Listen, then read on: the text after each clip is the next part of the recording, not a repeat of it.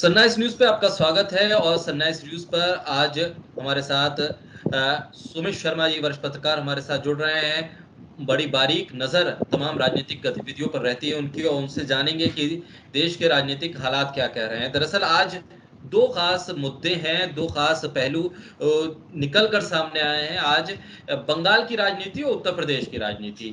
हमारे दर्शक बेहद जानना चाहेंगे क्योंकि हमने ममता बनर्जी को जब कवर किया, वो दिल्ली आई, तो ये जानने की सब लोग कोशिश कर रहे थे कि दरअसल ममता का 2024 का प्लान क्या है। लेकिन इस बीच ममता जहां कह रही थी कि 2024 में खेला होगा, तो खेला तो अब बाबुल सुप्रियो ने कर दिया बीजेपी में। दरअसल वो खेला किया है या फिर वो एक तरह से अपनी फेस वैल्यू नापना चाह रहे हैं इन तमाम चीजों को करने के बाद। और उत्तर प्रदेश में अमित शाह हैं और वहां विधानसभा चुनाव है, लिहाजा राजनीति अगर होगी, किसी चीज का उद्घाटन अगर करने भी गए तो बात चुनाव की होगी, राजनीति होगी।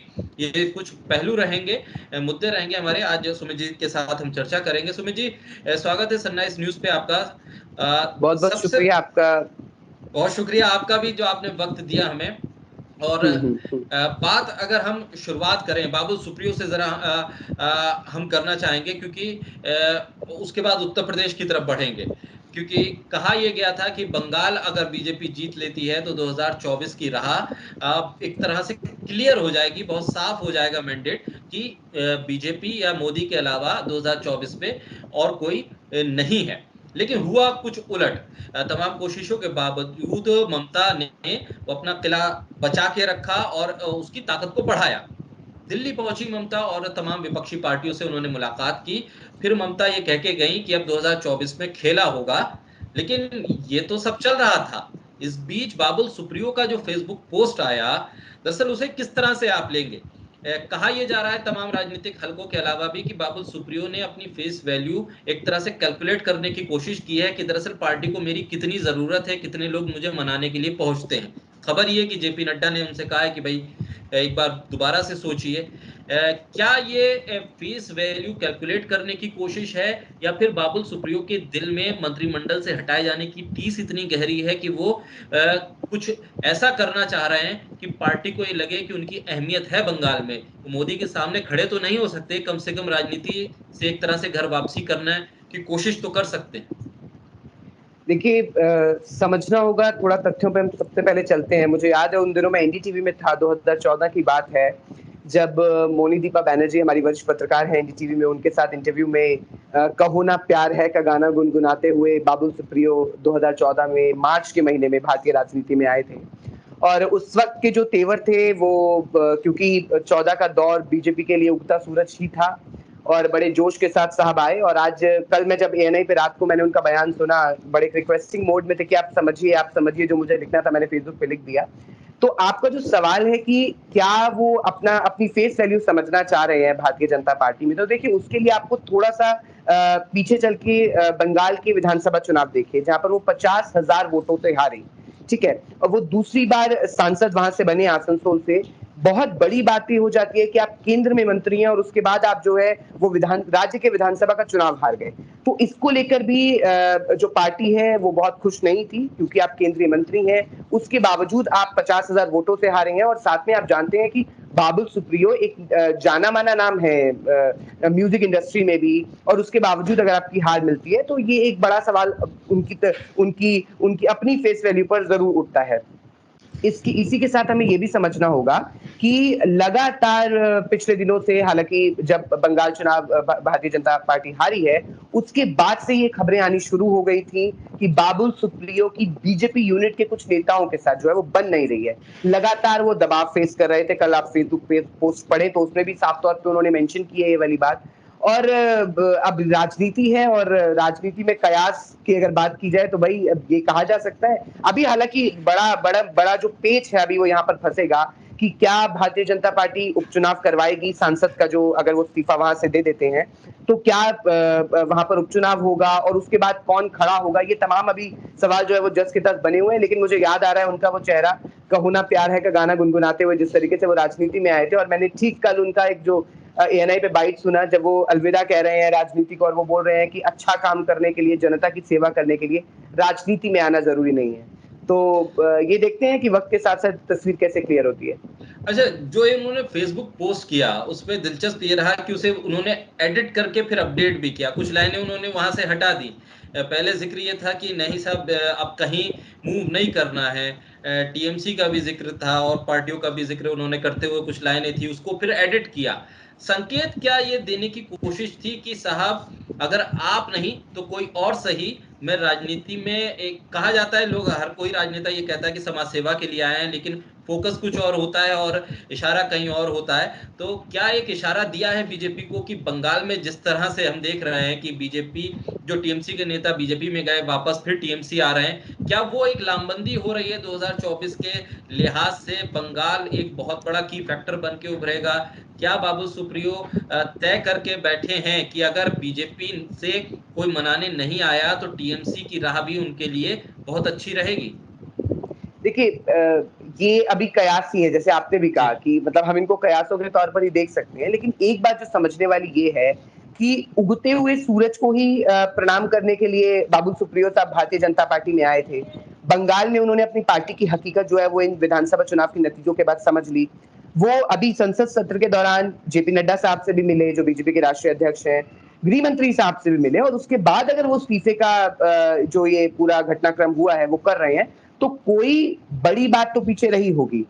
दूसरी अहम बात हमें यहाँ पर ये भी समझनी होगी कि क्यों एक ऐसे सांसद को जो दूसरी बार सांसद बना है, चुनाव लड़ा उसने विधानसभा का, उसके बाद बीजेपी यूनिट की उसके साथ नहीं पट रही है, लगातार दबाव में है। आपने बोला कि एडिट करके उन्होंने पोस्ट डाला है, तो क्या वो अपने मन की बात डायरेक्ट इनडायरेक्ट मीडिया में रखना चाह रहे थे, सोशल मीडिया पे जाहिर करना चाह रहे थे? बाद में उनको रियलाइज हुआ। और अभी भी देखिए, बीजेपी के नेताओं के साथ ही नहीं बल्कि मैं कहूंगा किसी भी नेताओं के साथ बहुत ज्यादा हमें जल्दी जजमेंटल नहीं हो जाना चाहिए, ऐसा व्यक्तिगत रूप से मानना है, क्योंकि बहुत देर नहीं लगेगी इनको एक मीटिंग के बाद या एक फोन कॉल के बाद शायद अपने ट्वीट को दोबारा से एडिट करके कुछ और उसको बनाने में। बिल्कुल, शायद इसीलिए सवाल ये उठ रहा है कि बाबुल सुप्रियो ने क्या अपने दिल की भड़ास सिर्फ निकाली है? क्योंकि फेसबुक पोस्ट कर देना, और बीजेपी के नेता दिलीप घोष भी ये कह रहे हैं कि फेसबुक पोस्ट करने से किसी के राजनीति में इस्तीफा नहीं हो जाता है। तो ये क्या उस चीज को वो टटोल रहे हैं कि बीजेपी में आखिर मेरी जरूरत कितनी है? और जिसका मैंने जिक्र किया फेस वैल्यू, कि बीजेपी के कौन कौन सा नेता मुझे मनाने के लिए आता है, अगर मान मनोबल करके वो मानते हैं कि हम नहीं साहब आपको हम सम्मान देंगे और आपका सम्मान बरकरार रहेगा बावजूद इसके कि आपको मंत्रिमंडल से हमने हटा दिया है, तो शायद बाबुल सुप्रियो देर शाम तक ये भी कह दें कि ठीक है, जो मेरा फैसला था भावुक होकर मैंने कर दिया था ये ट्वीट, लेकिन मैं मोदी जी के साथ हूं। बिल्कुल, बिल्कुल, बिल्कुल, आपकी बात बिल्कुल ठीक है। इसमें एक चीज़ मैं और ऐड करना चाहूँगा, इसको आप इस तरीके से भी समझने की थोड़ा-सा कोशिश कीजिए।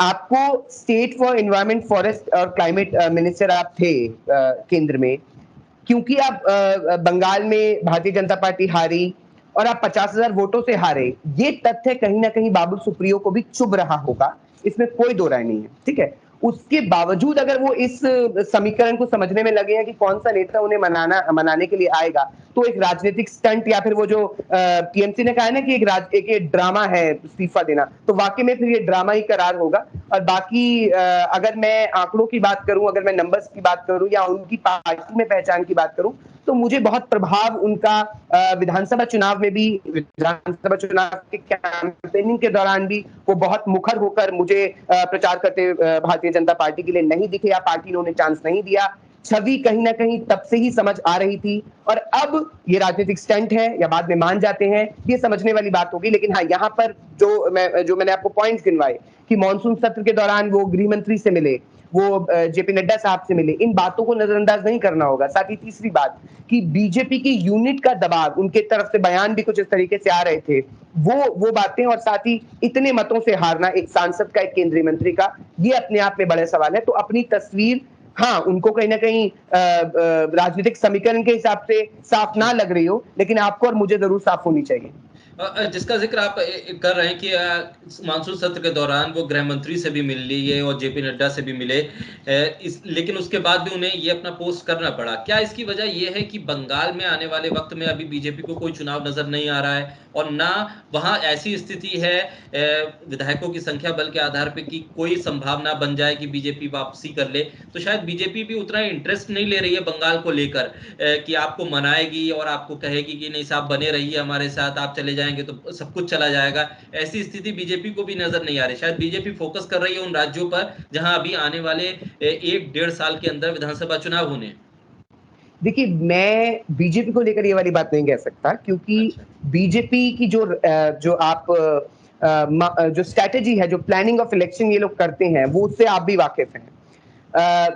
यूपी के अगले साल होने वाले चुनाव की जो तैयारी है, वो कितने साल पहले भारतीय जनता पार्टी ने कर दी है, आप खुद मीडिया में इस बात से परिचित हैं।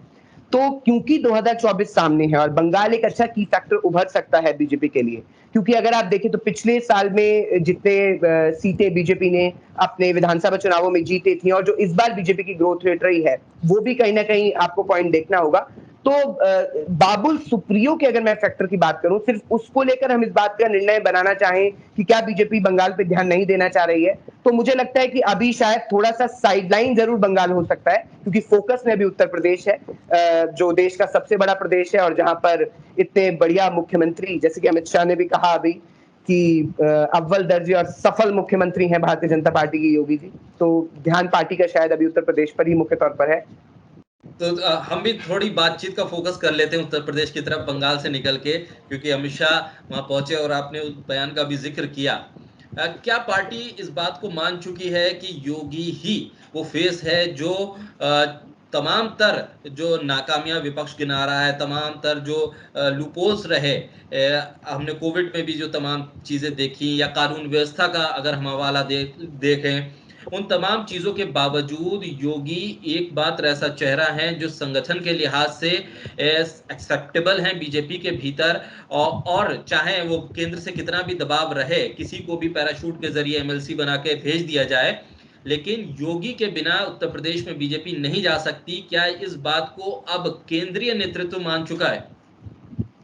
देखिए, इसमें हम दो बातें समझते हैं। सबसे पहली बात कि क्या केंद्र नेतृत्व मान चुका है, या केंद्र नेतृत्व को यह बात समझ आ गई है कि आपको मानना ही पड़ेगा।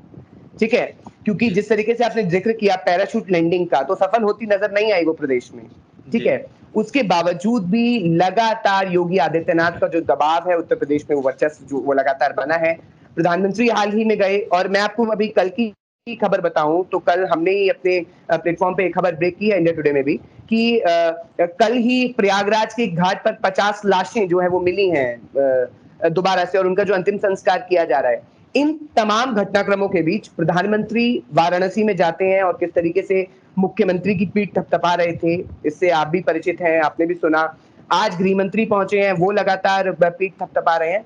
तो मेरा ये कहना है कि जबरदस्ती केंद्रीय नेतृत्व को अब ये बात एक्सेप्ट करनी पड़ रही है, क्योंकि शायद केंद्र के पास भी प्रदेश में, उत्तर प्रदेश में कोई उतना बड़ा चेहरा नहीं है। और क्योंकि योगी आदित्यनाथ 2017 से राजनीति में है, फिर राम मंदिर हो गया, फिर अयोध्या का जो डिस्प्यूट है वो सुप्रीम कोर्ट का फैसला है, और जिस तरीके से राम मंदिर को लेकर उग्र आंदोलन और जिस तरीके से लगातार काम योगी आदित्यनाथ कर रहे हैं, और साथ में मैनेजमेंट जिस तरीके से चल रहा है उनका, तमाम सोशल मीडिया हो या तमाम बाकी चीजें हो, और कोविड को लेकर ऑस्ट्रेलिया के सांसद की तारीफ की खबरें जो है भारतीय मीडिया में चलती हैं, और इन तमाम बिंदुओं पर को अगर आप पर अगर गौर फरमाएं, तो ये बात समझने वाली है कि जो प्लॉटिंग और प्लानिंग है वो लंबी, मैं ये नहीं कहूंगा कि आज बीजेपी ने शुरू की है, वो 2017 से ही शुरू कर दी थी शायद, और उनको भी मालूम था। लेकिन हाँ, ये जो आपका सवाल था कि पार्टी ने मान लिया, तो मैं इससे इत्तेफाक नहीं रखता। मुझे लगता है कि पार्टी को मानना पड़ा है कि साहब अब आपके पास ऑप्शन नहीं है कोई उत्तर प्रदेश में। ठीक है, क्योंकि ये वही योगी आदित्यनाथ है जिनके खिलाफ 100 से ज्यादा विधायक विधानसभा के भीतर धरने पे बैठ गए थे और मनाना पड़ गया था। आप देख रहे हैं कि कद्दावर नाम उत्तर प्रदेश की राजनीति का, राजनाथ सिंह, वो कहीं पर्दे पे नहीं दिखाई देते। तमाम कार्यक्रम हो जाते हैं उत्तर प्रदेश में, बड़े बड़े केंद्रीय मंत्रिमंडल से जुड़ी हुई तमाम घोषणाएं हो जाती हैं, लेकिन राजनाथ सिंह वहां नहीं दिखाई देते हैं। योगी आदित्यनाथ को लेकर कयास ये भी थे उत्तराखंड में, जब चेहरे बदले गए, जब मुख्यमंत्री बदले गए, तो कयास ये भी थे कि अब बारी उत्तर प्रदेश की है। उसके बाद हमने देखा कि दिल्ली में किस तरह से योगी आदित्यनाथ ने डेरा डाल दिया। राष्ट्रपति से भी मिले और प्रधानमंत्री से भी मिले, गृह मंत्री से भी मुलाकात हुई, किताबें एक्सचेंज की कि भाई किताब देने आए थे। बहाना ये था, लेकिन दरअसल वो एक नई किताब लिखने आए थे कि देखिए, अगर मुझे आपने बदला तो फिर वहां पर पार्टी नहीं रहेगी, क्योंकि योगी आदित्यनाथ का अपना भी जो संगठन है वो भी इस बीच मजबूत हुआ है, उसको मजबूत किया गया है। उसका प्रभाव भी पूर्वांचल के इलाकों से लेकर बढ़ाते हुए अब वो पश्चिमी उत्तर प्रदेश तक उसे लाया गया है। तो ये एक बाकायदा रणनीति के तहत योगी आदित्यनाथ ने अपना मैनेजमेंट भी किया, पार्टी के मैनेजमेंट के अलावा अपने आप को भी मजबूत किया। बिल्कुल, बिल्कुल। और ये देखिए, 2 बातें इसमें भी हैं। नंबर 1 कि योगी आदित्यनाथ और बीजेपी की जो स्ट्रैटेजी है, वो वाक़ई में जो है बहुत काबिल-ए-तारीफ़ है। बहुत प्लानिंग और प्लॉटिंग के साथ, चाहे वो सोशल मीडिया मैनेजमेंट हो या फिर किसी भी तरीके से भारतीय जनता पार्टी की बात की जाए, तो ये लोग काम कर रहे हैं। और दूसरी अहम बात कि असली तस्वीर तो इस चुनाव के बाद, यानी अगले साल होने वाले यूपी चुनाव के बाद 2024 के लिए भी साफ हो सकती है। क्योंकि अगर मैं आपको बोलूँ कि जो आपका जिसमें लाल कृष्ण आडवाणी साहब को जिस मंडल में रखा हुआ है, उसमें आने वाले वक्त में भारतीय जनता पार्टी के कौन से बड़े नेता आ सकते हैं, अगर योगी आदित्यनाथ ही इस तरीके से लगातार भारतीय जनता पार्टी में एक कद्दावर चेहरा उभरते रहे, और अगर वो अपना जो पैठ है वो राजनीति में और भारतीय जनता पार्टी में लगातार बढ़ाते रहे, तो दरवाजा बहुत सारे और नेताओं के लिए खुला है। मैं बहुत स्पष्ट नाम नहीं लूंगा। और आपने बात की राजनाथ सिंह की, तो राजनाथ सिंह जी को अपना जो पद है वो बहुत प्यारा है, मुझे ऐसा लगता है। क्योंकि अब वो भी मतलब उम्र के इस पड़ाव पर है कि अब जो पद उनको मिला है वो उसी को संभाल के रखें, उसकी गरिमा बनाए रखें, ये बहुत जरूरी है। तो नंबर 1 फ्रेम में आना, मुझे नहीं लगता राजनाथ सिंह अब पचा पाएंगे, और पार्टी भी अब उनको नंबर 1 फ्रेम में रखकर जो है वो पचा पाएगी आगे। बिल्कुल। कहा यह जाता है कि उत्तर प्रदेश से ही दिल्ली की राह आसान होती है, और यही वजह थी कि जब नरेंद्र मोदी गुजरात से निकले तो उन्होंने बनारस को चुना अपनी संसदीय सीट के लिए। वो गुजरात से भी लड़ सकते थे, लेकिन जब चेहरा योगी आदित्यनाथ हो और पूरे उत्तर प्रदेश के संगठन पे वो हावी हो, तो ये कहना मुश्किल नहीं होगा कि जिस जिस तरह से इस वक्त उत्तर प्रदेश में बीजेपी का एकमात्र चेहरा योगी आदित्यनाथ है, आने वाले वक्त के लिए ये घंटी बीजेपी के लिए भी बज रही होगी कि 2024 में जब पहुंचेंगे तो पूरे उत्तर प्रदेश में एक छत्र नाम, जिसके आगे पीछे पूरी पार्टी होगी, संगठन होंगे, सांसद होंगे लंबी चौड़ी फहरिस्त के साथ, वो भी दावा ठोक सकता है कि 2024 में अब मैं दिल्ली की बारी के लिए आ रहा हूं। तो बहुत से बड़े नेताओं के लिए भी ये खतरे की घंटी, जिसका आप जिक्र कर रहे हैं, मार्गदर्शक मंडल में जाने के लिए। हाँ, मार्गदर्शक मंडल, मुझे वो शब्द याद नहीं आ रहा था, मार्गदर्शक मंडल में जाने के लिए। और राम मंदिर इसमें बहुत बड़ा जो है वो रोल अदा कर सकता है। आप राम मंदिर बनने दीजिए, उसका भव्य एचडी तरीके से, एचडी इसलिए क्योंकि बीजेपी जो भी कार्यक्रम करती है वो बड़ी एचडी स्क्रीन्स पर होता है, तो एक एचडी इनॉग्रेशन राम मंदिर का हो लेने दीजिए।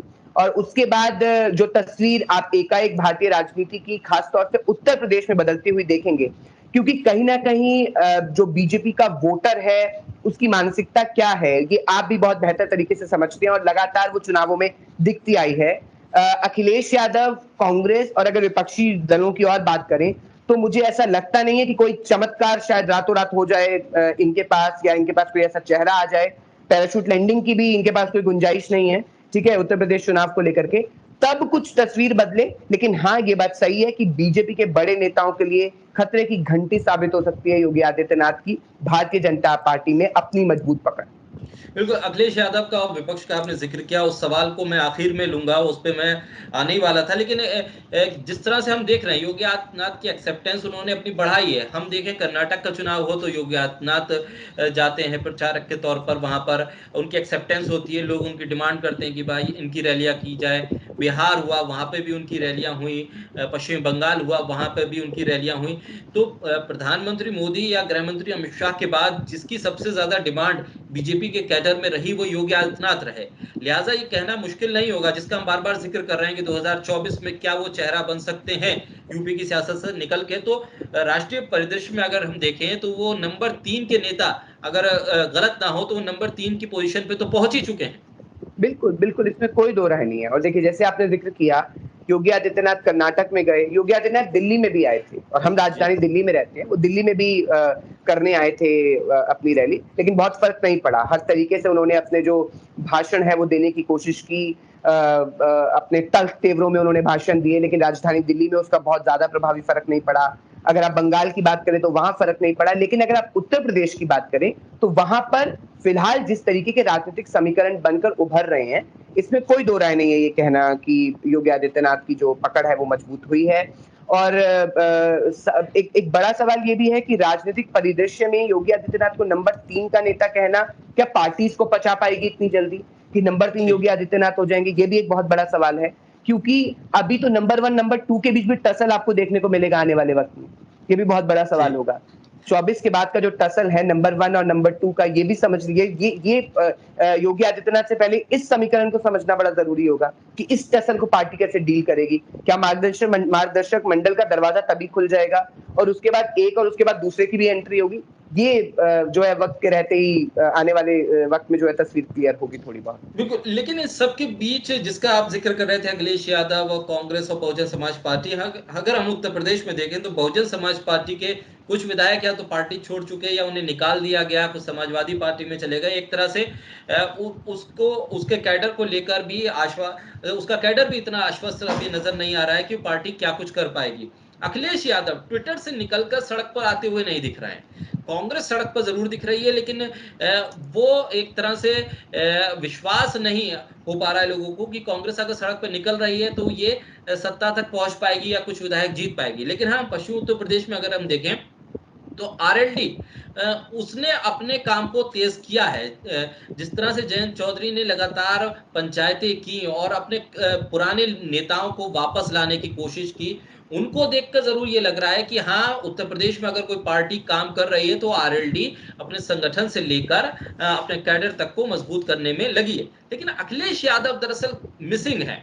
वो नजर आते हैं ट्विटर पर या फिर फोटो सेशन उनके कार्यकर्ताओं के साथ होते रहते हैं, सड़क पर कुछ नहीं है। ऐसे में किस भरोसे अखिलेश यादव है? क्योंकि ये सवाल इसलिए महत्वपूर्ण और भी हो जाएगा कि अगर आप विकल्प की बात ट्विटर पर करें और आप अपने आप को विकल्प के तौर पे पेश करें, लेकिन भरोसा कैसे आप जता पाएंगे? मुझे ऐसा लगता है कि अखिलेश यादव साहब मिलियंस में अपने ट्विटर फॉलोअर्स के हिसाब से वो समझ रहे हैं कि शायद वो विपक्ष की राजनीति से अब जो है पक्षावर पार्टी में आ जाएंगे, मतलब सत्ता में आ सकते हैं। देखिए, दो बातें समझनी यहाँ पे बहुत जरूरी है। मेरा मानना है कि 2019 के चुनाव से पहले तक कांग्रेस भी एक, अगर मैं शब्द यूज करूं, एक मरे हुए विपक्ष की भूमिका कांग्रेस ने निभाई है। इस तरीके से महंगाई इस कदर देश में बढ़ी हुई है, आप कितने प्रदर्शन कांग्रेस पार्टी के देख रहे हैं, ठीक है? आप कितने प्रदर्शन उत्तर प्रदेश में कोरोना के बाद होने वाली मौतों पर समाजवादी पार्टी के या फिर बीएसपी के देख रहे हैं? आप इन सब बातों को भी छोड़िए, आप इस पार्टी के ट्विटर हैंडल पर ही जाइए, आप वहां पर ही देख लीजिए कि कितनी ग्राउंड के प्रदर्शन की तस्वीरें ट्वीट हो रही हैं। क्या कोई परिचर्चा हो रही है? क्या लगातार डिस्कशन हो रहे हैं? क्या कोई बेहतरी का काम किया जा रहा है? तो मेरा मानना है कि इनको पिक्चर 2017 के चुनाव के बाद भी क्लियर हुई कि जब साइकिल ने कांग्रेस का हाथ पकड़ा, वो जो चला था इनका नारा कि उस पंजे से हम साइकिल चलाएंगे टाइप जो नारा इन्होंने चलाया था। हालांकि उस नारे में भी मुझे बहुत दम नहीं लगा, तो बंदी नहीं बन रही थी, लेकिन चलिए नारा दिया। आपको ये बात समझनी पड़ेगी कि विपक्ष की भूमिका आप देखिए 2014 से पहले भारतीय जनता पार्टी केंद्र में कैसे विपक्ष की भूमिका निभाती थी और राज्य में किस तरीके से लगा। और हालांकि मैं ये कहूंगा कि उस वक्त बीजेपी के जो नेता थे वो अलग थे, उस वक्त भारतीय जनता पार्टी का जो राजनेता थे, वो जिस मानसिकता के थे वो अलग थे और वो एक अलग बैकग्राउंड से आते थे। लेकिन उत्तर प्रदेश में समाजवादी पार्टी को, अखिलेश यादव को ये समझना होगा। अब ममता बनर्जी को अगर आप देखें, मैं उनका एग्जाम्पल अगर लूं, तो सड़क पर राजनीति उन्होंने की। उन्होंने भारतीय जनता पार्टी को पश्चिम बंगाल में जिस लहजे से पार्टी समझ सकती थी उस लहजे से समझाया, पैर तुड़वाया, उसकी फोटोज हेडलाइंस बनवाई। आपने देखा कि लगातार वो अंत तक लगातार अपने टूटे पैर के साथ लगातार जो है वो तमाम राजनीतिक रैलियों को संबोधित करती रही। तो कहीं ना कहीं रोड की राजनीति, रोड पर आपको उतरना पड़ेगा। आपको सत्ता में जो पार्टी है, जो राजनीतिक दल है, उसकी नीतियों का अगर आप विरोध कर रहे हैं, उसको आपको खुलकर करना पड़ेगा, रोड पर उतरना पड़ेगा। ट्विटर से ही सब कुछ हो जाएगा, जबकि ट्विटर खुद विवादों में है भारत में। हाँ, तो ये संभावनाएं ही है और मुझे लगता है कि ये अखिलेश यादव जी के लिए भी सपना ही है। आप बीजेपी की तैयारी आज भी देख लीजिए, उत्तर प्रदेश के चुनावों को लेकर क्या है और कब से है। आप अखिलेश यादव को देख लीजिए, समाजवादी पार्टी की तैयारी क्या है। पिताजी मुलायम सिंह जी की तबीयत थोड़ी ठीक नहीं है, अखिलेश जी ट्विटर में शायद बिजी रहते हैं, तो ऐसे कैसे वो राजनीति वापस जो है वो पा पाएंगे? सत्ता में वापस आ बिल्कुल पाएंगे। सुमित जी, बहुत शुक्रिया, आप हमारे साथ चर्चा में जुड़े और महत्वपूर्ण विषयों को लेकर आपने जो उसके पीछे की जो चीजें हैं उनको उजागर किया, क्योंकि विश्लेषण बेहद ज्यादा जरूरी इसलिए भी है क्योंकि राजनीति में बहुत सी चीजें दिखती हैं और बहुत सी चीजें छुपी होती हैं। उस छुपे हुए पहलू को हमारी कोशिश थी कि वो सामने लेकर आए। बहुत शुक्रिया आपका सनराइज न्यूज के साथ जुड़ने के लिए। हमारे आपका भी दर्शकों से बहुत भी बहुत आपका भी बहुत बहुत शुक्रिया। आपके दर्शकों को भी बहुत बहुत शुभकामनाएं। और आपका चैनल जो है वो शुरू हुआ है, ये कामना है कि निष्पक्ष पत्रकारिता आप करते रहिए। और मेरा भी जो एनालिसिस तथ्यों के आधार पर निकल के समझ आया वो मैंने आप तक साझा किया। बहुत बहुत शुक्रिया आपका भी। बहुत शुक्रिया। और हमारे दर्शकों के लिए इस वीडियो को आप जरूर लाइक कीजिए, सब्सक्राइब कीजिए हमारे यूट्यूब चैनल सनराइज न्यूज को, और लगातार सनराइज न्यूज के साथ बने रहिए ताकि और भी महत्वपूर्ण चर्चा हम आप तक पहुंचा सकें। अलग अलग विषय होंगे, देश, अंतर्राष्ट्रीय और हर जगत से जुड़े हुए तमाम पहलुओं को हम डिस्कस करेंगे ताकि उन तमाम पहलुओं को हम छू सके जो आपसे जुड़े हुए हैं, आपको प्रभावित करते हैं। बहुत शुक्रिया। शुक्रिया।